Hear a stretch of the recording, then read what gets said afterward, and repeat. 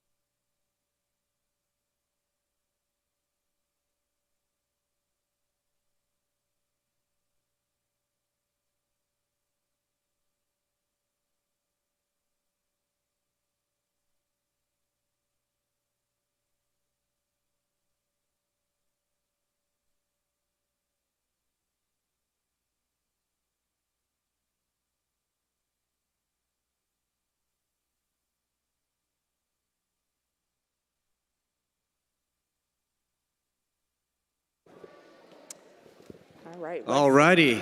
Well, we're going to get ready to start talk back now. So if you're in the narthex or hanging around, we'd love for you to come back in and join us for this time of talk back. And come up front if you can. Don't be a back row Baptist this morning. Come on up and join us up here so we can have a good conversation together. Mia, woo! That sermon. Yes, wow. I had some folks very fired up afterwards saying, we're ready to go. What can we do right now? Let's do some stuff. So much. Yes, so some very, very passionate folks and got a lot of questions. So let's start getting at it. And I have 3 here. Oh my goodness, well, give me those questions. Yeah. Give me your phone. All righty.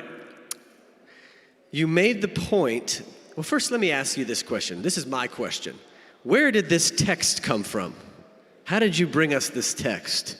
Well, I've known about this text for a while. I have a friend who's obsessed with this text. She uses it to talk about, like communal salvation, sharing, right? How the power of community.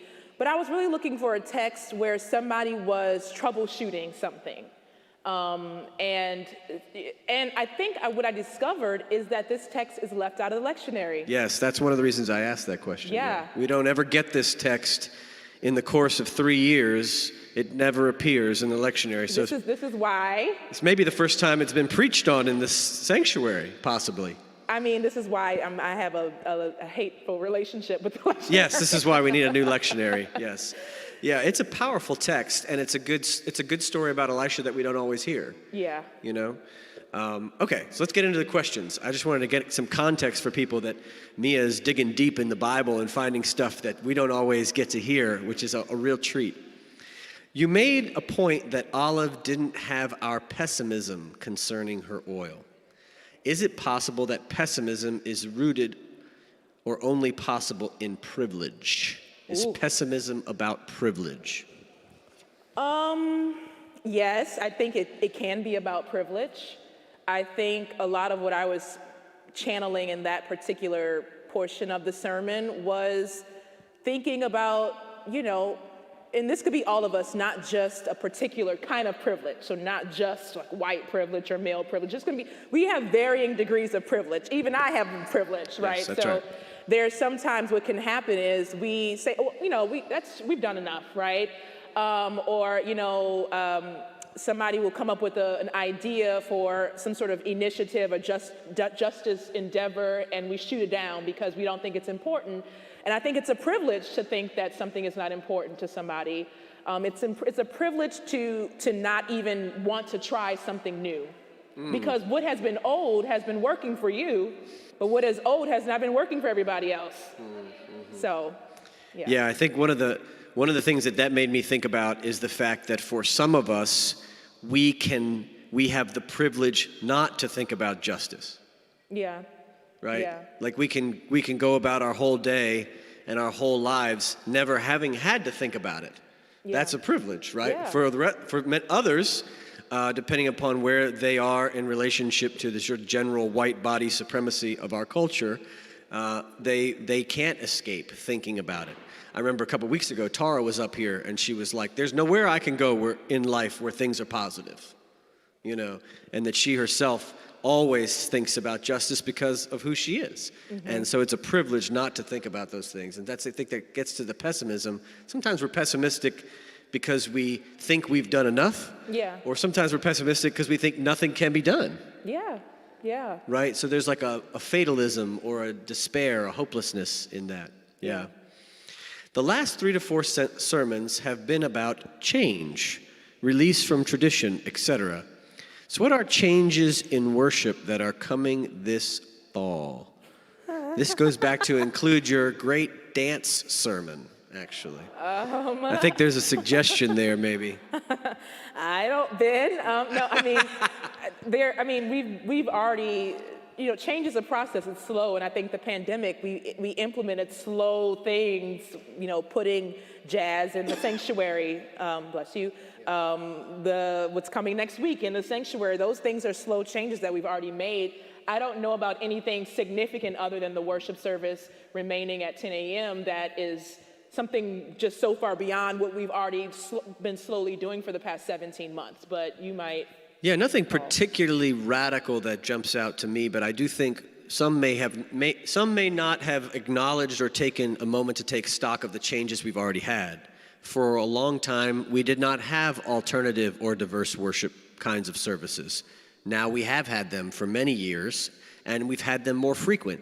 The pandemic created an opportunity, as you know, Mia, for us to have more diverse music because we had to. We couldn't get the choir together for time.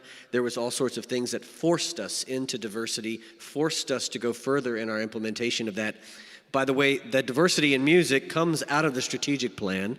There's a clear strategy around that and a tactic around that, and we've just continued to implement that as we've gone forward as a church.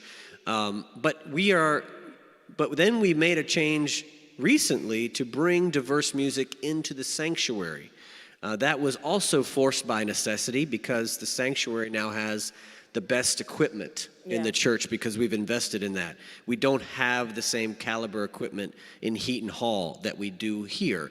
Therefore, it gave us a chance to say, why can't we bring jazz into the sanctuary? Why can't we have rock music in the sanctuary? Why can't we do indigenous music in the sanctuary? And we've tried it, and it's been well received, and it's been successful. The other thing is, you may have noticed Matt has done some good work to create opportunities for the choir to sing with the jazz band, not just to have jazz or choir, but to do them together. So a mixing of genres, a mixing of styles, a combination of choral music and jazz, and I think more of that will be coming.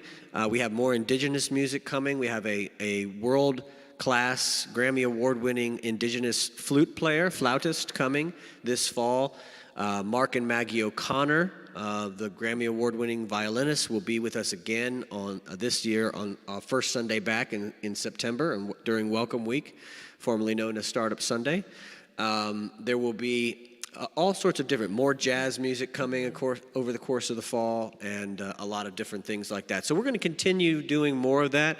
I don't know of any specific times where we're planning to dance, but I think what Mia was trying to say in her sermon, Mia, maybe you can respond, is dance whenever you feel like it.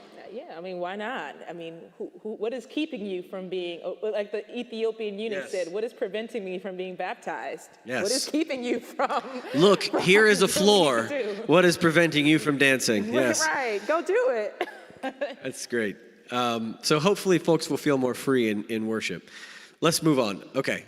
Powerful sermon. Could you help all of us better understand the statement, capitalistic institutions established to kill many of us, ? Well, I think it was carceral and capitalist. Yes, carceral and capitalist, yes. And so when we think about prison systems and the history of that particular, the carceral systems in this country designed to imprison and also kill Black and brown people specifically. But when we think about capitalism has its hand around many of our necks, regardless of the color. When you look at these articles about millennials not being able to afford to do X, Y, or Z, whatever it is, buy a house, have children, whatever, right? That we are victims of this. It is killing people's dreams. Capitalism is killing people's dreams. Their hopes for the future are caught up in, 6-figure student loan debt. And so these systems have been designed to kill us. And part of that in mentioning capitalism is also we are seeing a shift in the profile of people who are asking for help. It's no longer, the poorest of the poor, they have no education, not that they're any less valuable than others, but now we're seeing people come to us with a master's degree saying, I'm sleeping in my car. That is capitalism's hand around our neck, right? And I think we don't realize it, especially even for me. I mean, I live within the system. I adhere to some of the silliness, like credit score, which is a silly system. That's a silly system that is classist and racist, but we have to adhere to it to buy a house, to buy a car with a good interest rate. That's not something, so we're thinking of the ways that it's meant to oppress anybody who is not sort of the upper of the income bracket. Right. Yeah. I think about the text that we had today and how it relates to that, and particularly debt. Debt. She was in debt. They're about to take her children. Right, and put her children in slavery. And we think of that in terms of like chattel slavery in the United States, but a lot of people in America are in what we would call debt peonage now. They're in a kind of debt slavery here in America. And we don't always think about debt being its own kind of bondage. But in the Bible, debt is a kind of bondage, right? And so here in this story, as you were speaking about it, I kept thinking about how desperate a situation it must be to imagine that your children are going to be taken away because you owe someone money. Yeah. Right. And how that happens a lot in the foster care. Half the kids in the foster care system, not half, I don't know the percentages, are because their families can't take care. And so they may get taken away because somebody reports them coming to school with dirty clothes. They might get taken away because somebody says, well, they haven't eaten, they were hungry, so what is their mother or father or parent doing? Right. This happens today, right? Right, and a lot of people are in prison just because they can't pay the fees, right? Yeah. So they're literally in prison because they're poor. We have a poor people's prison in America, right? So this is what you mean by the carceral capital system taking people's lives. In some ways, even though capitalism was not present at the time of the Bible, you can see the same logic of oppression, economic oppression there in this story. All right, let's keep moving. All right. Many of our members have spent their lives acting and leading in the fight for civil rights, school integration, and etc., and we appreciate them. Keep going, hold on, it's two-parter. Let's see, hold on. Let's see, it's a two-parter. And we appreciate you, Mia and Ben, for always calling us to continue following the dream and the moral compass and activism and action of MPBC's covenant. So this is just a comment. So, I think this is just a thank you for continuing that legacy of pushing forward. It's important, I think, for us to remember that this has been a constant struggle for our church. We've been trying to exhaust the possibilities for a long time, right? Yeah. It's a long history here. Yeah. But I think sometimes, because of the long history, people get complacent. Oh, yes. So they say, we did this 30 years ago. And I brought this, I think maybe it was last week or the week before, somewhere I was talking about this. I was reading our gay and lesbian inclusion statement, and people were like, yes, we did that, 2001. I'm like, it's outdated. So have we exhausted we haven't exhausted the possibilities because it's outdated language. There's no transgender, bisexual, transgender. There's things left out. And so we need to go back and then do that work again to a certain extent because language has changed and ideology has grown. And so, So I think when sometimes the places and the spaces that have done great work can be like, yes, we're done. Yes. Well, one thing that I don't see a lot necessarily in our church, but that I've experienced at a larger level at the Alliance and with larger progressive churches around the country is folks who made it through the door, LG folks who made it through the door, often made it through the door to acceptance in our culture by assimilating into the general marital practices of the culture, right? So it was like, I'm going to find a partner, and if I have a partner, regardless of who it is, they will accept me. I'll go down the path toward marriage. And that was one way of trying to find acceptance in a church setting at a particular time in history.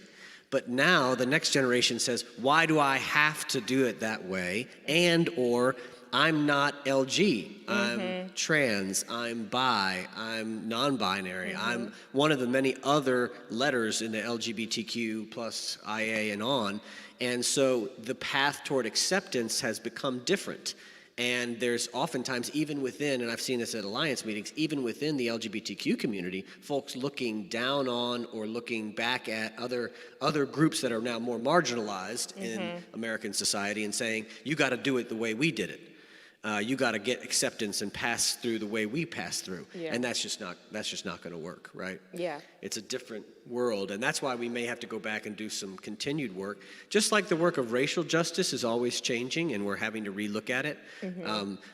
When we were doing the fight for civil rights here in Charlotte back in the '60s with Marnie and Burnside, who was the chair of deacons at the time, and a lot of the integration of Charlotte businesses, mass incarceration wasn't even in people's minds. Think about that for a second. When we did civil rights here, when our church was at the forefront of it in the city with busing, with Gene Owens, mass incarceration wasn't even on our horizon. So that's why we have to continue the process of education around these issues, because it continues to change and unfold in new and different ways. The way in which oppression works, the way in which we have to respond to it, not just in LGBTQ, but race, immigration. I just had a great conversation with somebody on the way out the door, climate change. We have to be focused on all these. Right? Okay, let's keep going. Great sermon. It reminded me of part of a podcast and book I read that, there's a quote here. When you judge yourself for needing help, you judge those you are helping. When you attach value to giving help, you attach value to needing help. The danger of tying your self-worth to being a helper is feeling shame when you have to ask for help. Offering help is courageous and compassionate, but so is asking for help. Sometimes we get in our own way when we try to help others. Interesting. I thought that was going to go a different direction because I was thinking about the dangers of people who attach their identity so much to being a helper that it stops coming from a good place, a place of seeking justice, but then a place of identity, of ego. It starts to feed ego in an unhealthy way. That's why I thought that was going. Yeah, you need me. Yeah. Sort of a savior complex. Yeah, look at what I've done.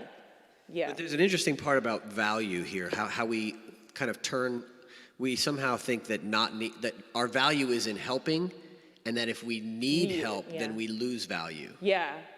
That we don't have as much value if we're in the position of having to ask for help, to need help, right? So there's a lack of humility around that. Yeah. That question's probably written by a 2, I'm guessing, Enneagram 2. It's like a help thing, like Enneagram 2s just love to help people and oftentimes end up needing to be needed. And then they don't ask for help as often, right? Because they feel like too vulnerable to ask for help. Yeah.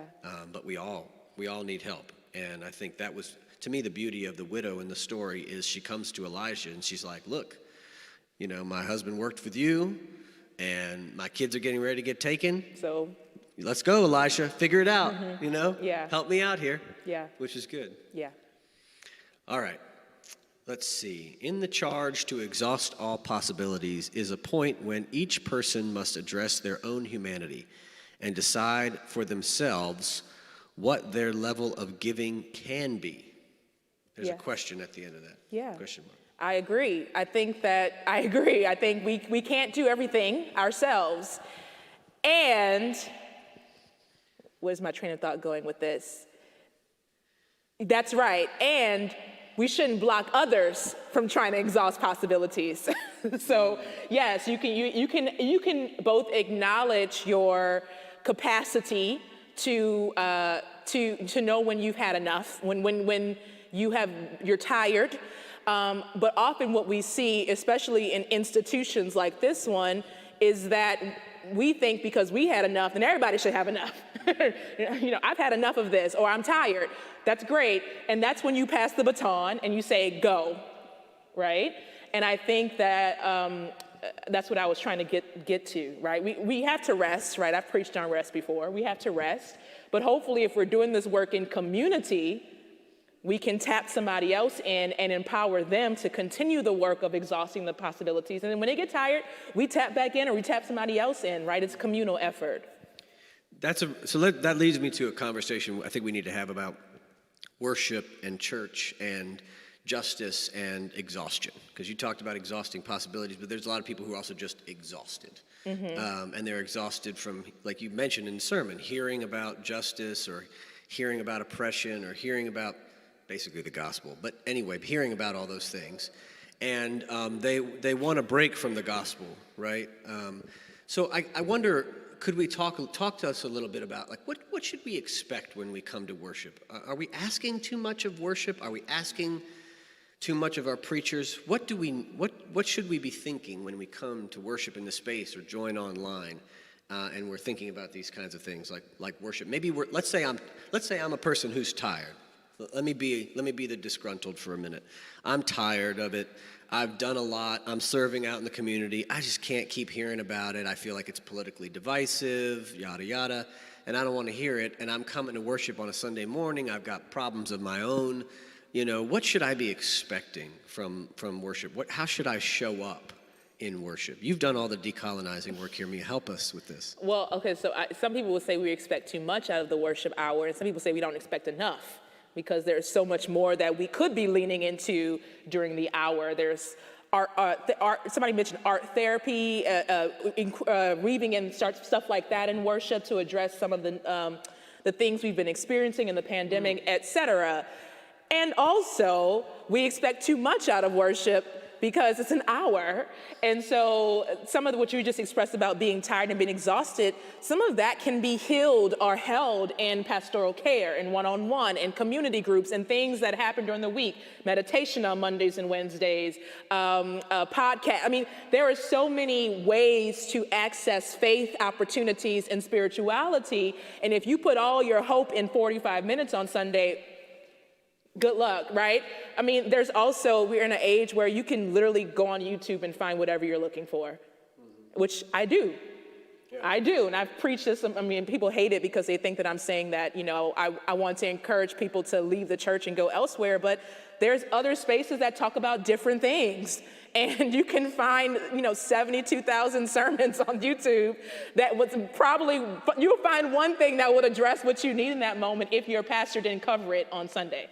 Right. I think we're maybe asking too much of the sermon. Maybe worship we're asking too little of, but we may be asking too much out of 1 week's sermons, for instance. It's 20 minutes. I Right. mean, you can have lunch there's 7 ministers on staff for an hour and a half, and maybe within that conversation that's dialogical, unlike the sermon here, which is not really a dialogical moment, you can actually get deeper into some of what you want to get deeper into. I mean, that's what it's for, especially even small groups, right? I do a small group here on Sundays at 4. Some of them are in this room. We're gonna get deeper into some stuff today at 4 o'clock, right? Because there's 5 of them, as opposed to them sitting out here, we're in a lecture format and expecting everything they need from those 20 or 25 minutes. That's a really good point. We have a lot of other things going on, meditation, and we're trying to help people to become agents of their own healing. And to take responsibility for their own healing. So if you're tired and you're exhausted and you're in pain, that maybe you should be looking at some of the opportunities we set up for working through meditation or healing or body practices or some of the many different opportunities we have for small groups or pastoral care or individual work that's going on, and not necessarily expecting to have all your pain solved by a Sunday morning service, right? Yeah. I mean, or go to therapy. There's a lot of people, all of us need therapy, right? Yeah. So there's many different things we can be doing to work to address our issues and not expecting a sermon necessarily to solve all that for us. Yes, and we have a large archive here, right? I can tell you on October 18, 2020, I preached about rest. You can go and find it on YouTube, right? So like you can go back and listen to something else. I'm sure you've preached about some things about, I remember you preaching about, troubles that people have gone through in the pandemic, right? We have an archive just at Myers Park Baptist where when I need to be spoken to about something that's related to my healing or what I'm feeling, I can go look back in the archives and probably find something that we've said. So it's not an every Sunday situation. That's right. Well, I only have one sermon, so they don't need to go back and look at mine. But they might find some other folks have preached about different things. I can't get that back open to get those questions. Oh, yes. Okay. Well. You want to ask them to yourself? Okay. This is from Southminster, I'm assuming. How do you know when it is a good time to let go and let God? Ooh. I don't have one answer for that. I think you know when you have reached your limit.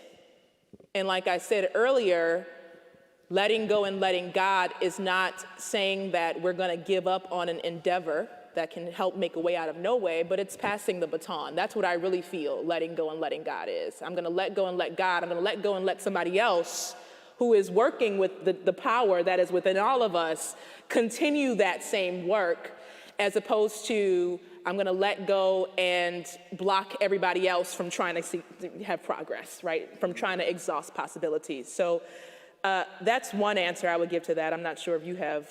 Can I jump in there? I think when we find ourselves stepping out of who we really are, who we know we are at our highest and best, and we find ourselves showing up either in small groups with our friends or church, and we're not our best, then it's probably time to let go. Mm-hmm. Because that means that we're at a point now of stress. We've been pushed out of our comfort zone, and we are lashing out and causing destruction. Yeah. And at that point, it's probably time to let go. I mean, we've been. We've worked with this as a staff. There's like a comfort zone that we're all in. It's like a circle, one way of thinking about it. And we often get, the goal of life is to be pushed to the edge of the comfort zone so that we can grow and expand. But if we're pushed too far outside the comfort zone and we spend too much time out there, we get exhausted and angry. And we become not our best selves, and we lash out. So we need to go back into the comfort zone to find rest. And we have to create that space for ourselves. You can't expect the church to create that for you, or even your family to create that for you. You have to find that comfort zone that you can go back in, so that you can then rest your muscles to be stretched again. It's sort of the way that we work through race, right? Racial stress pushes us outside of our comfort zone, and then we have to take a break. We come back at it again the next week, and then we take a break, and then we come at it the next week. What are we doing? We're exercising. We're exercising our muscles to get stronger and expanding our ability to handle more issues, to deal with things that push us outside of our comfort zones, to the point where our comfort zone gets bigger and bigger and bigger, and there are more things that we can handle in the comfort zone. Unfortunately, what a lot of people do is they get pushed out of the comfort zone into stress, and they just start hurting everybody around them. And lashing out and saying negative things and being harmful. And they stay, instead of going back into the comfort zone for rest, doing some healing work for themselves and trying to expand that comfort zone, they just stay out there in stress and stay stressed out. And that's when we realize, that's the moment when we get really stressed out about something. We're angry, we're frustrated, we want to yell, we want to scream, we're going to start talking and gossiping with our neighbors about somebody who's in our church or in our world or whatever. That's the time when we need to take a step back and turn to wonder and ask ourselves, why am I so upset about this? Yes. What is it about this that has turned me up? Really, literally. Maybe it's about the fact that you and your partner aren't on the same page politically, and that's stressing you out at home. Maybe it's about something else in your life, that you have a pain and you're not addressing that pain, and you just really need to spend time with that and do some work there. There's usually it's never really the presenting issue, right? It's always something underlying or deeper that's at the heart of something. And we have to step back and wonder, what is it that's really causing me this much stress over this? How can I step back and turn to wonder and do my own work around it? Yes, there's another question related that talks about how do we know when to stop and let God take over. And I think that we hyper-spiritualize a lot of things. And if we really believe that we are the hands and feet of God, then letting God take over is not this person in the sky flying around somewhere, but it's letting our neighbor take over. We got to fall back. When I'm feeling pessimistic or, which happened quite often in the pandemic, fall back, let the neighbor do something, let the neighbor take over, your colleague, your coworker, whatever that is.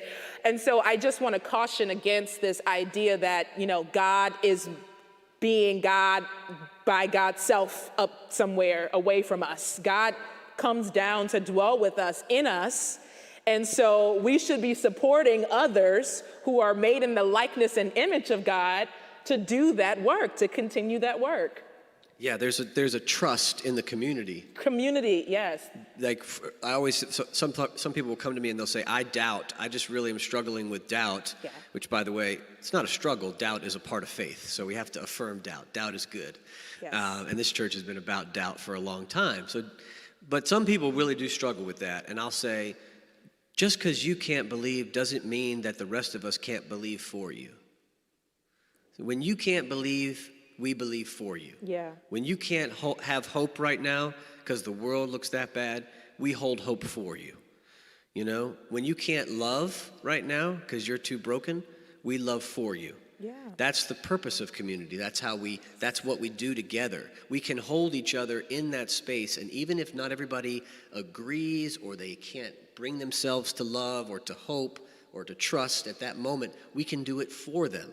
And Yeah. we walk together. So we have to trust the community. I have an excellent story from this week, actually. We've been helping this individual who's been housing insecure and sleeping in his car. And we put him up in an extended stay place. And so we're trying to get him out of that into something more transitional housing. And so Carol Cedar, who works at our front desk, has been working with me on this every week. And by Friday, I was just so disgusted. And I was kind of sharp on the phone. I was like, I called 211. I called a housing partner. They sent me back to 211. 211 sent me to the housing partner. I was done, right? And I'm on the phone with Carol, fed up. And then Carol just takes the baton and starts running, right? Carol takes the baton, she starts running, she makes phone calls, she has him, the other people on three-way, English is his second language, she's translating sort of what's happening. And so we might actually get somewhere by Tuesday, let's cross our fingers. But the reality is it was Friday, I was trying to write a sermon, I was having other meetings, and Carol was able to take the baton when I was at my wit's end to help us exhaust the possibilities. Right? That's what that looks like. I could have just been like, Carol, no, that's it. We're kicking him out. I'm done with this situation. But she pushed and we kept going. And so that's the work. It's a team, yes, right? It's community. You can't do it by yourself. We're in a relay race. Yeah. It's not an individual one race, one person all by themselves. We're in a relay, right? Yeah. I think that's an important word also for the church in this particular moment of a pandemic. I wonder if you could speak on this. In the pandemic, we couldn't be together, which meant that some people had to do more than others could because we couldn't be in person together. And it also meant for a while that the staff had to do stuff that otherwise would often be done by a ministry team. So folks had to step up, but we were in a pandemic. So it's a relay race, right? Those who can stepped up and led in that time. Then there were some that would say, oh, well, that's really frustrating because we're a lay-led church and it should have never been the staff in the first place. Well, it's a pandemic. Mm-hmm. Sure, of course you're right, but it's a pandemic. And in a pandemic, sometimes those who can step up have to step up to help lead the church through a crisis. And we're still in the crisis. Mm-hmm. And so I think one of the things we have to get used to is each of us, people are going to step up when they need to step up and lead when they need to lead. And we're going to have to we need to support them instead of trying to stand in the way and saying, no, wait, it should be somebody else doing that right now. No. Whoever has the capacity, whoever has the capacity and the energy, we need to give the baton to them. And let them run, and we need to stand behind them and cheer as loudly as we can. That's what community means, particularly when we're in a crisis, right? Yeah. We have one more question here that says, instead of talking, we need to start doing. We hear about this over and over and over, but we are never given direction as to what we can do to make this world better. This causes frustration and people walking away. I don't know about never giving direction. I think I would, anybody in here, have we given direction over in the pandemic? I mean, there are things that have been done. I mean, I don't know, I work here, so have we given direction? You can shout out your answer. I think yes. Yes? I think yes, but it may not have reached an age group at Southwestern. Yeah. We may have said, could have said to them, we need your prayers. Financial support instead of delivering groceries or whatever. Maybe thinking about how different age groups can respond to and be a part of. Yes. That's a really good point. So for those who are online watching and didn't hear, Nancy Hudson said, maybe we haven't given age-specific groups enough real practical ways in which they can help. Maybe the message hasn't gotten out to certain groups, maybe folks at Southminster and others, how they can help. Maybe we need to be specific in asking some people for prayers, some people for money, some people for time, some people for energy. I think it's a really good point. Yeah. I think we could be more specific about it. That's the reason I like that, is because it goes back to that question about we've done this before. Remember, we were on the ground in the civil rights movement. So the people who are at Southminster now are the people who were leading the civil rights movement work in our church. But our calling changes as our capacity and our lives change. And that's not just an age thing. Sometimes people, get pregnant and have children, and they have to change the way they approach the calling and the work, right? Yeah. Because they have a huge priority now with a child to raise that they have to focus their priorities on. They don't have time for that. Then somebody else retires. They're not ready to go to Southminster, but now they have a whole bunch of free time on their hand. And so maybe they want to serve on a ministry or get involved and invested at that time. So it really is about each person. What's that old Frederick Buechner, right? Try to get your passion where the world's need is and mix and put them together. But it's also that at each time in your life. Discerning where you are in your life and what the world needs at the particular moment and how those intersect is the work we can't do for you. We can preach and we can suggest, but each person has to then sit and do the discerning work. Okay, this is where the world is in 2021. And this is who I am in 2021. And I have to figure out what my gifts and time and energy in 2021 have in relationship to what the world needs in 2021. It can't be, I already did stuff back in the day. It can't be, what will I have time to do in the future? But where am I at right now? And what do I have to offer the world right now from this point? And start there.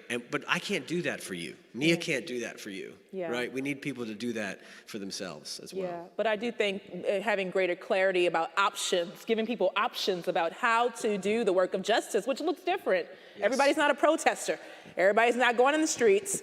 Everybody is not a letter writing campaign person. Everybody's not a call your congressperson person, right? So we have to exhaust more possibilities of how people can actually plug into the work, to caring for our community. Instead of feeling guilty that you're not doing enough, right? Think clearly about what you can do. Some people, right, they start out think about the activist that starts out at the age of 18 or 20, and they're on the streets every day. Where are they when they're 90? Right. They're not on the street anymore, are they? Right. Many then go into politics and become elected officials, right? Many go into law. Many run nonprofit organizations. Many become community organizers or become professors. Everybody has to find where they are in their time, right? Not everybody can be in the streets protesting. Some people have to be in the Capitol. Some people have to be online. Some people have to be in the university, in the church. We have to find where we are in our particular time. So I think that's one of those really, it's a joy, it's a gift, but we have to remember that our calling changes as our capacity changes. Yeah. And that's part of our work to do. Yeah. I have no other questions. Are there any questions out? We got time for maybe one more question out there. Anybody have a question burning out in the audience today? Me, you've already answered so many good questions. No? All right. Well, let's give Mia a round of applause. Thank you, Mia. Good job today. Thank you all for coming to Talk Back.